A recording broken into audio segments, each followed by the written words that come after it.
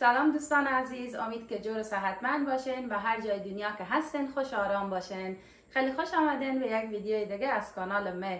عزیزایی که به کانال من جدید هستین شما را خوش آمدید میگم. اگر تا حال به کانال من سابسکرایب نکردین، پس اگر دوست دارین گزینه نوتیفیکیشن فعال کنین تا هر وقت که من ویدیو جدید میگذارم شما اولین کسی باشین که ویدیوی من تماشا میکنین. امروز در این ویدیو میام برای شما طرز تهیه یک سوپ خیلی خوشمزه و مخصوص سرماخوردگی را آموزش بدم، چون فعلا هوا رو به سردی، مریضی و یخزدگی و این چیزا زیاده. انشالله که هیچ وقت هیچ کدوم از شما عزیزان مریض نشن و همیشه سالم و تندرست باشن. دیگه متاسفانه ما و سینا جان چند روزه که مریضیم، گلو درد و سرفه داریم. دیگه از این سوپ پشت سر هم درست میکنم، همه روزه ما و سینا جان نوش جان میکنیم. خدا را شکر نسبت به روزهای گذشته کمی بهتر شدیم. دیگه خواستم که رسیپی سوپ با شما هم به اشتراک بگذارم. همچنان در این ویدیو مایم برای شما چای مخصوص سرماخوردگی را آموزش بدم. کلا همین چیزایی که به چند روز که ما درست میکنم مایم رسیپی با شما خوبانه هم به اشتراک بگذارم. اول میریم خود همدیگه مواد لازم میبینیم و این سوپ خوشمزه ما درست میکنم. با ما همراه باشین و اگر این ویدیو دوست داشتین لطفاً جهت حمایت ویدیو لایک کنین و با دوستان خود هم به اشتراک بگذارین. موادی که نیاز داریم گوشت مرغ. همیشه که سوپ درست میکنین عزیزان از این قسمت های مرغ بری درست کردن سوپ خود استفاده کنین، واقعا خیلی عالیه. نیاز داریم به یک دونه پیاز عزیزان که به این شکل ریزه میکنیم. زردک رنده شده نیاز داریم، شلغم رنده شده، جعفری یا گشنیز تازه، یک دونه لیموی تازه. نیاز داریم به سیر خرد شده عزیزان که من قبلا سیرا رم ریزه کردم. نیاز داریم به کارنفلور، نیم قاشق چایخوری پودر فلفل سیاه، یک قاشق چایخوری پودر زردچوبه، نمک به میزان لازم، یک قاشق چایخوری پودر گشنیز، چند دونه برگ بو نیاز داریم دوستان عزیز. همچنان جوی پرک نیاز داریم همراه با جواری و عدس نرم شده. خب دوستان اولین کاری که میکنیم آب به تدریج اضافه میکنیم.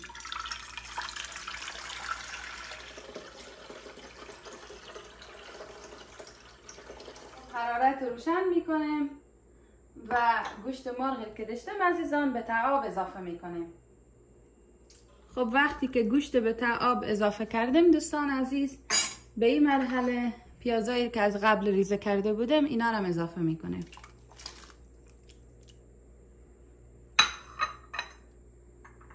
همراه با برگ بو، سیر ریزه شده، نمک، زردچوبه و فلفل سیاه.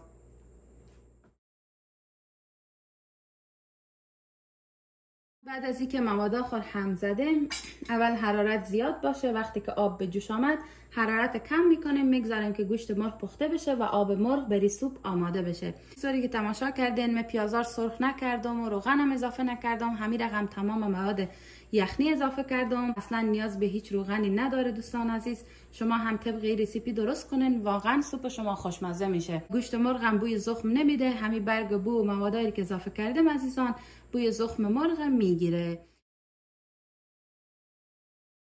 خب بعد از اینکه گوشت پخته شد و آب مرغ آماده شد بری سوپ، موادای دیگر هم اضافه میکنیم که بعدا در جریان ویدیو بری شما توضیح میدم. با ما همراه باشین تا که گوشت نرم میشه و آب سوپ آماده میشه. به این مرحله مایم که دوای خونگی که من همروزه بری خود و سینا جان درست میکنم بری شما هم آموزش بدم. البته من چند مدل مختلف درست میکنم، خواستم همونی که بهترینه بری شما آموزش بدم عزیزان که ترکیب شیر و زردچوبه و عسله که واقعا خیلی عالیه بری سرماخوردگی. دواییه که اگر خدای نکرده سرماخورده باشین خیلی زود حال شما رو خوب میکنه. همه روزه از این دوام درست میکنم، خیلی هم آسان درست میشه. نه تنها بری سرماخوردگی بلکه بری خیلی چیزای دیگه هم دوستان عزیز مفیده. خصوصا عسل واقعا خواص درمانی خیلی زیادی داره عزیزان. بری عفونت و بری پوست و بری خیلی چیزای دیگه مفیده. شیر اضافه کردم، فعلا میگذارم که شیر به جوش بیایه. وقتی که شیر به جوش آمد زردچوبه اضافه میکنم. خب بری که عزیزان من بری خود و سینا جان درست میکنم. 2 گلاس شیر اضافه کردم دیگه. بعد 1 قاشق غذاخوری هم زردچوبه اضافه میکنم، یعنی به ازای هر 1 گلاس شیر دوستان عزیز 1 قاشق چایخوری زردچوبه اضافه کنیم. شیر نزدیک جوشه، به این مرحله من زردچوبه رو اضافه میکنم. اینا رو مخلوط میکنیم. معجون ما آماده شد. حرارت خاموش میکنم.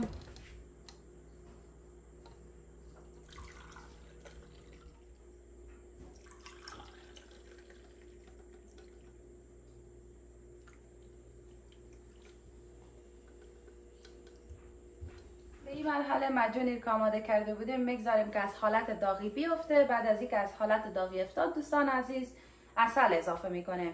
داخل هر گلاس یک قاشق هم عسل اضافه میکنیم و همون لحظه نوش جان میکنیم. عزیزان این شیر و زردچوبه واقعا خیلی عالیه. اگر خدای نکرده سرماخوردگی داشتین همه روز از این دوا درست کنین، حال شما رو بهتر میکنه. خب میایم حال دوستان عزیز سر میزنیم به گوشت، ببینیم که گوشت نرم شده یا نشده.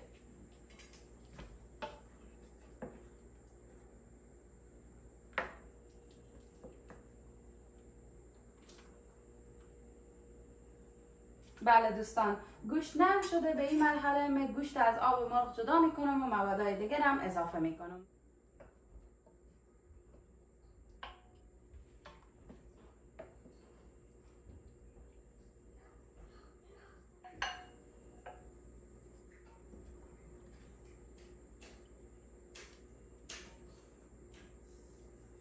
خب دوستان، اگر شما خواسته باشین به این مرحله میتونین که آب مرغ خود صاف کنین و دوباره به تدریج اضافه کنین، ولی اصلا نیاز به این کار نداره دوستان عزیز، چون تمام موادی که اضافه کرده بودیم وقتی جوش میخوره پیاز و تمام مواد دوستان عزیز کاملا حل میشه.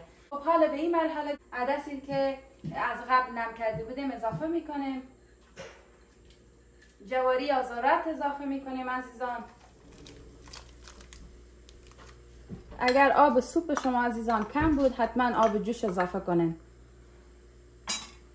زردک رنده شده اضافه میکنیم عزیزان.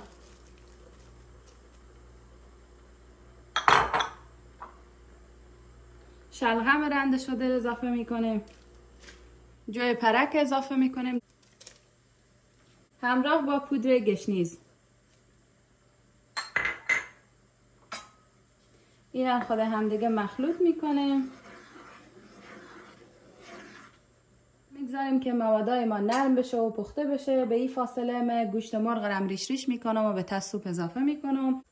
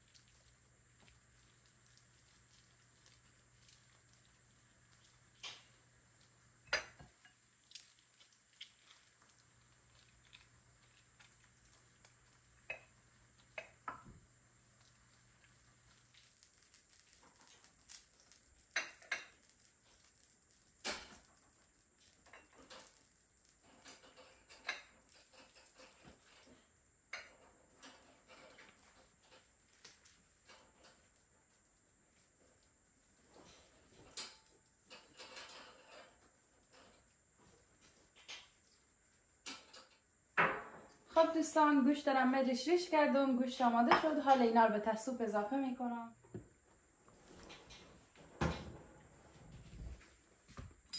عزیزان اگر آب سوپ شما کم بود حتما آب جوش اضافه کنین. خب گوشت دارم اضافه میکنیم. اینا رو خود همدیگه مخلوط میکنیم و میگذاریم که تمام مواد خود همدیگه جوش بخوره و نرم بشه.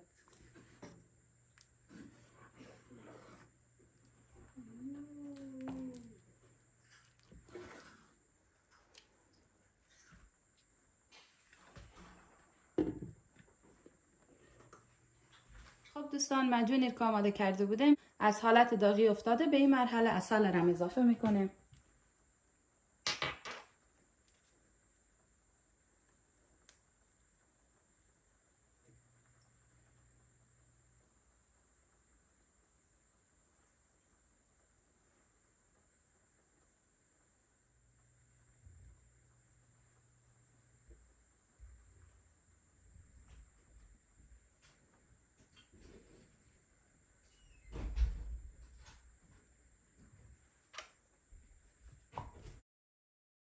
خب اینا رو حالا مخلوط میکنیم و همین لحظه نوش جان میکنیم. سینا جانم طبق معمول منتظر دواخو هست. سلام دوستان عزیز، امیدوارم که هر دوستان هستین. آفرین. سینا جان میگه سلام دوستان عزیز، امیدوارم هر جای دنیا هستین خوش و آرام باشین. آفرین بچه، من دواخو بخور. این مرحله چای را دم میکنم، آب گذاشتم که به جوش بیایه. ای که شما چای سیاه دم بکنین یا سبز کاملا دلخواهه دیگه. اگر از این چای درست کردین حتما 10 دقیقه پیش از این که چای بنوشین باید چای خوردم کنین تا که کاملا دم بکشه عزیزان. اگر سرماخوردگی داشتین روزی 2 تا 3 بار از این چای دم کنین و بنوشین، حال شما رو بهتر میکنه. خب اول چای اضافه میکنم، حالا هل اضافه میکنم.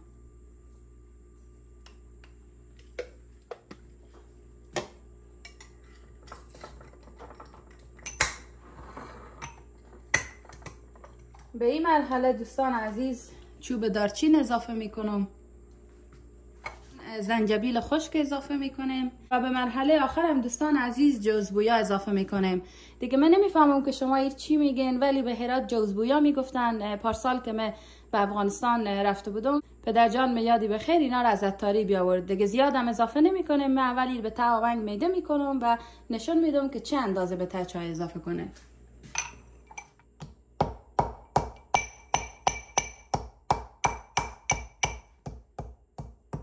به همین اندازه عزیزان کفایت میکنه، بیشتر اضافه نمیکنیم. اینا رو اضافه میکنم. آبم جوش شد، حالا چای خوردن میکنیم.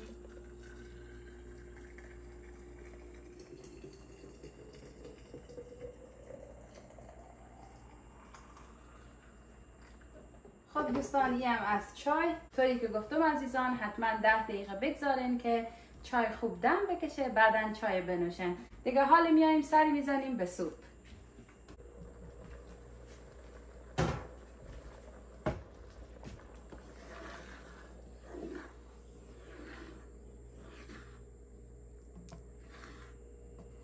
خب به این مرحله دوستان عزیز کرنفلوری که داشتیم با آب مخلوط میکنیم و به سوپ اضافه میکنیم.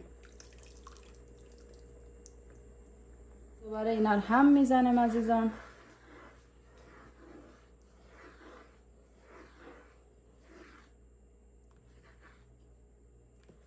تمام مواد پخته و سوپ ما کاملا آماده شده.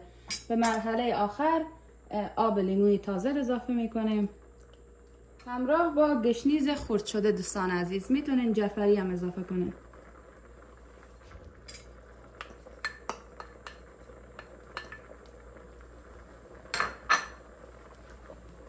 اینا رو هم میزنیم عزیزان.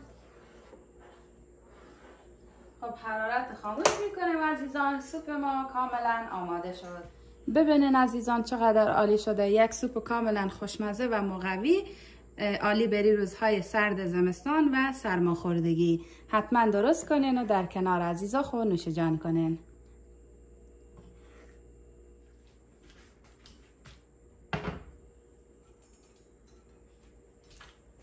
خب دوستان جای شما خالی، من سوپ سرو میکنم.